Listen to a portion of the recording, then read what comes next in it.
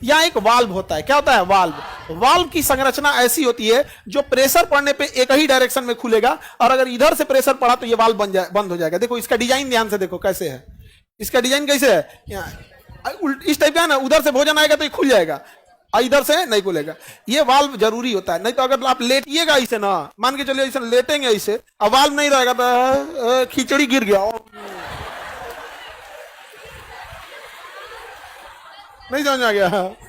Valve होता है। तो पेट के कार्डियक हिस्सा में क्या होता है? वाल्व लगा होता है। क्या लगा होता है वो? वाल्व लगा। जरूरी है कि नहीं वाल्व?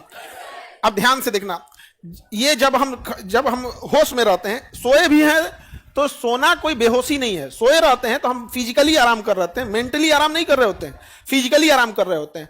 तो हम जब सोए भी रहते हैं तो ब्रेन एक्टिव होता है, काम कर रहा होता है, किडनी फंक्शन कर रही होती है, लंग्स फंक्शन कर, सब चीज फंक्शन कर रहा होता है। हम सोए भी रहते हैं तो ये वाल्व काम कर रहा होता है। लेकिन अगर हम बेहोश हो गए तो ये वाल्व काम करना छोड़ देता है।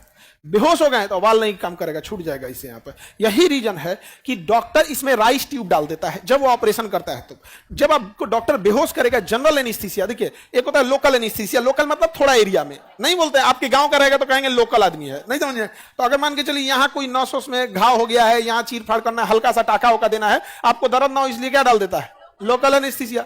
लेकिन पूरे शरीर को बेहोश करना है तो जनरल एनेस्थीसिया। जनरल एनेस्थीसिया डालेगा ना तो आप हो जाएंगे बेहोश, आपका वाल उल गया काम से, ऐसे हो जाएंगे। अब उसके बाद लेटाएगा।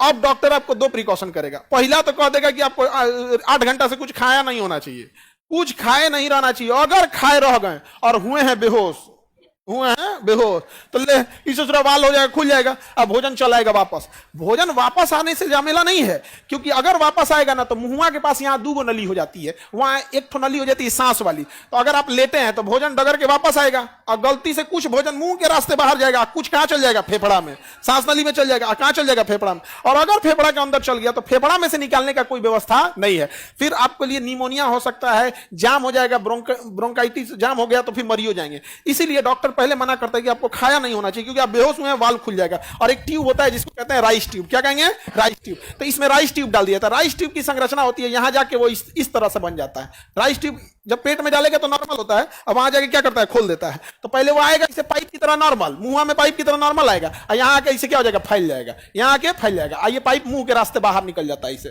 तो मरीज देखिएगा, अगर कोई बेहोश हुआ रहेगा तो मुंह में पाइप लटकल रहता है, देखिएगा ऑपरेशन हो रहा होगा, लटकल रहता है। बाई दी वे उसका वॉल खुल गया, और डॉक्टर इंडियन मरीज के वजह से डॉक्टर बैठेगा। डॉक्टर कहेगा, शुगर के मरीज को कहता है कि चीनी मत खाइए। हर महीने केकरो यहाँ छठियार में, केकरो यहाँ बारात में, केकरो यहाँ घर भोज में पहुंच जाएगा। एक दिन तो चल तो। और यार ऐसे थोड़े होता है इलाज।